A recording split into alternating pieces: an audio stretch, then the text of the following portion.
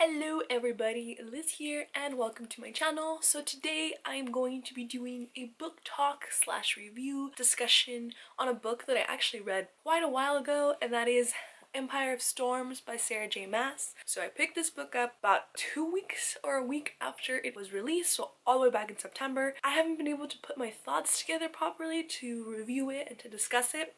It's been a few months, it's December, it's almost January, and I decided it was about time I try to make a video about this book. So again, read it a few months ago. I've had a while to kind of let it simmer in. I gave this book initially a 5 out of 5 review, but as I've thought about it a little more, it's gone down from a 5 to a 4. If you don't know what Empire of Storms is, it is the 5th installment in the Throne of Glass series by Sarah J Maas. So I can't tell you anything about the synopsis in this one without spoiling all of the books before you. So Throne of Glass is about a female assassin who gets taken in by the king, who basically sentenced her to slavery, and it's her journey and her discovery and just a bunch of stuff that happens. I very much enjoyed the book. Again, you can enjoy something and realize its faults, just throwing that out there before I start this review. If you haven't read the book, I suggest that you leave and come back once you've read it, because I'm going to talk about theories and, headcanons and all that stuff for the next installment. Give you a second to go do that, to go read it, or to not read it, whatever. But if you want to stay, feel free. My voice sounds kind of weird because I've been sick, so I'm sorry. But yes. So, like I said, I went from a 5 to a 4 after the initial, shocks of the ending of the story kind of settled down for me. Overall, the story was pretty good. It took me a little longer than it normally would to finish this book. It took me 2 weeks, as opposed to like when I really care about a book or when a book is enticing from start to finish. It takes me anywhere from 2 days to 4, a whole week tops. So the beginning of the story was a little bit slow. There are some things that I wasn't too completely, enticed with, which is fine. I mean, beginning of books are like that all the time, generally.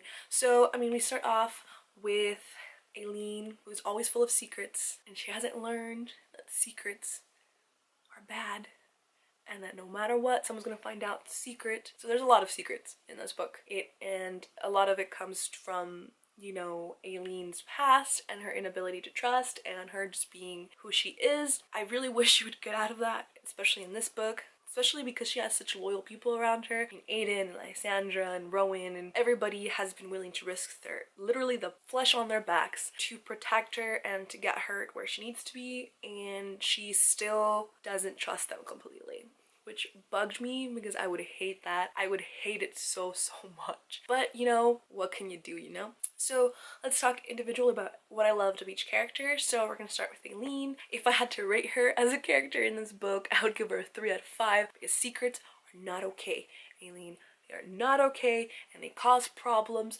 like you witnessed throughout most of this, and people get mad and just don't do it. And also, like, her character development is not deteriorating, but she's so afraid that makes her make mistakes, and kind of like in a sense for a while there she was just de-evolving from Aileen to Celine, which Celine, I can't speak.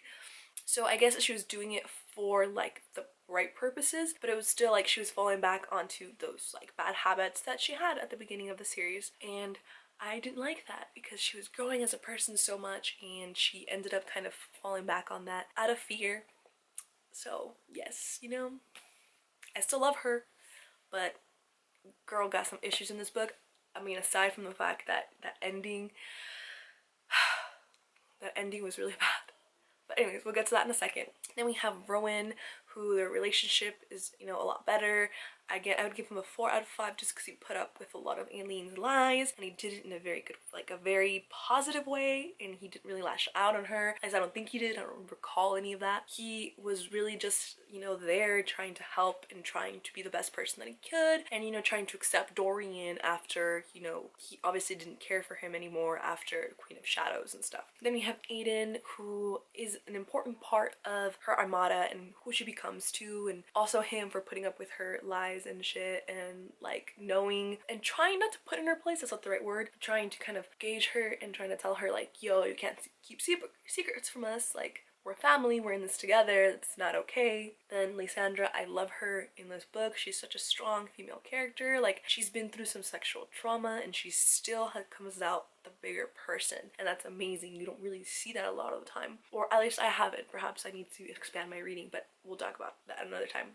And just, you know, her near-death experience, she kind of came out, the sacrifice that she is making that's going into the next book. Like, Aileen asked a lot of her, a lot. Like, you don't ask a friend to do something like that. I mean, you do obviously, but it's like, come on, like really, you're gonna put that on someone else's shoulders? Then we have Dorian and his kind of evolution again. Like, he evolved as a character a lot, especially after Sorsha, and him kind of come to terms with that, come to terms with being possessed. And again, I'm not using the word de-evolution here in a negative way. I'm just saying like their characters took a step back as opposed to a step forward, which is completely normal when you have trauma and, you know, perhaps PTSD and stuff like that happen in your life, you know? So he kind of really just devolved for a second there, and he came back obviously with the help of Manon, but he's still kind of not really himself, not who we had grown accustomed to before the enslavement or the possession. So hopefully we'll get to see a little bit more of him become more of a man and more himself, more of a king who we know he should become. And then we have Manon, of course, who I think has had the greatest and the most extensive and most obvious character development. You know, she went from a heartless witch to, you know, a witch with the heart. She's still Manon. She's still, you know, a fighter at heart. She is still badass. She can still fight, and she still has, you know, her core values as a witch and as someone who's had to survive in a world that's been so cutthroat. And obviously, like, the revelation of who she is affected her greatly, and her and Dorian's relationship, obviously. So I stopped rating all of them. I gave most of them like a 4 or 5. I gave Dorian a 3-2 because of the de-evolution. Rowan kind of gets a 4 just for being there. So does Aiden. Lysandra gets a 5 out of 5 because she's awesome. And then we have, oh, I forgot Larkin and Elaine. I'm putting them together just because we didn't get enough of them before for me to really make like a rating, I guess I should say. So like Larkin has, he as a character, I love him. He's a great, as a person, he's not a great person. Especially with the ending and how it's all his fault, honestly. Elaine is so awesome. She's such a powerful character. You know, she has a disability and she's had all these hardships in the world, and she's still a kind and strong person. And that's amazing to see in a world that's kind of like gone to shit. So let's talk about all like the WTF moments that happen. So the first one that I can recall that just kind of is Manon discovering who she is. That's crazy, but I kind of saw something coming like that, where she had to have like an important part in the story arc. And I mean, I didn't know it was gonna be that, but I did see something coming like that. Like, obviously, like, she didn't get put in the book just to be a bad witch. So the fact that she is Crowan and she's Iron Teeth, super amazing. I don't know how that works, because aren't Iron Teeth like Blag and Crowan more fairy? So I don't know how that works, but the revelation was crazy. The fact that her grandmother killed her mom, and that her grandmother was totally aware of like the pregnancies that were going on. Like, Anna's grandma was just a horrible person that cares about nothing but herself and her gain, and she was basically raising Manon to be a weapon that she could use. Here's the thing about raising weapons, guys, people as weapons especially, is that you don't know what goes on in their head. So unless you can read minds, you can never really raise a weapon, because you'll always have that like factor of free will. And then, so that revelation was cool. The fact that she did not kill her second witch at the moment, I cannot think of her name and I feel so bad. I really, you know, that really showed the character growth for Manon, and it's amazing. Love that. Then we have her and Dorian getting together. I was like, I saw it coming. I like it kind of, but I feel like it was too fast and too sudden. Again, I don't mind like sexy time scenes, but I feel like it happened too quickly, to the point where I was like, they're gonna do it already? Like, whoa. I feel like maybe that should have waited until they got to know each other better, but maybe they're gonna get to know each other through their bodies. I don't know. And then Dorian being able to control his powers finally, or somewhat, or trying to start to want to control his powers. His character arc has been kind of sketchy as of late just because of the trauma that he did go through. So I mean, we don't really get a lot of insight into who he is. We know that Lysandra is having a hard time towards the end of the book because she has to take on the mantle of being a queen, and not only a queen but to be her best friend, basically. Like, that's a huge burden to put on somebody. Aileen knew, here comes the secrets again, Aileen knew that perhaps she was going to have to die, or perhaps she was going to have to sacrifice herself. So you're gonna ask your friend, you're gonna ask someone who's been loyal to you, someone who would literally die for you, to do something like this. Like, that's pretty intense to me. I feel like that's a lot of pressure on Lysandra, and I kind of feel bad. I really feel bad for Lysandra. Like, she didn't want any of this. She just wanted to be a lady, and she wanted to live her life out. She wanted not to be persecuted and not to be seen as a sex object. And I mean, she's gonna get it, I guess, but not as herself. Hopefully, I mean, and obviously it's gonna change in the next book, but you know, that was really sad to see. And then we have Rowan getting left, like, to basically deal with the consequences of his potential mate. I think they're mates, they're probably mates. They're mates. Of his mate, like, she didn't tell him, she didn't prepare him, like, she just dropped that bomb on him. It was just like, really, girl? Like, this is why you don't keep secrets, and this is why you tell people things, so they're not all heartbroken and they do what you want them to do, because you know that she left them there so they can run Terrasen and that they can live forever. Obviously nobody's gonna be okay with it, and especially because you didn't tell them, so maybe you should have told them so that perhaps they would have listened to you. I'm just saying, like, obviously I want them to go after her because A, she's the main protagonist in the story, B, the story is about her, C, I want them to be happy, and D, because, you know, that's gonna happen, it's bound to happen. But I just didn't think that it was, she did it in, like, the correct way, or in a way that would have eased, you know, everybody else's suffering. But like the only one who knew was Lysandra. Like, girl, that, get you a friend like Lysandra. Honestly, like, she's a ride or die, literally. Then we have, you know, Lorcan and Alide. Why did I just forget her name? I really enjoyed their story arc. I didn't think I was going to, but I loved it. I love that he slowly fell for her, and that she, obviously, like, she was attracted to him, but they also slowly fell for her, and it was so cute. But obviously, as Sarah J Maas, and we're not gonna be happy, he had to call Maeve, whatever her name is, bitch queen. And, you know, some loves don't die easily, apparently, because he loved her, but he didn't love Alide yet, so there was like a blurred line there. But still, I was so upset. I was like, also, how is she gonna die? How is she gonna die? Like, she has to die for this to work out, but then so did Alide have to die, or one of them. Obviously, everybody's talking on Tumblr and Twitter and everywhere that Dorian's brother should be sacrificed, and I think that would happen, or she could give up her power, or she's pregnant and that changes stuff. I'm just thinking that she's gonna have to give up her power and what makes her Fae, and then maybe Rowan will give up his immortality and they can live out their mortal lives together, and then everybody's happy. That's one of the fan theories that I've read and I agree with, and I'm totally okay with that. Let them be human together. Let them be human together. And yes, this is me threatening Sarah to, like, not kill off Dorian, Mana, Aiden, Lysandra, Rowan, or Aileen. And Fenris, or whatever his name is, the twin, also him too. Like, it's so sad. It's so sad. It's always the good people that kind of get screwed over. And also, like, that lady, and I can't remember her name, I'm so horrible, it's been months, guys, I'm sorry, who set up this curse, essentially. Like, homegirl, can you sacrifice yourself again?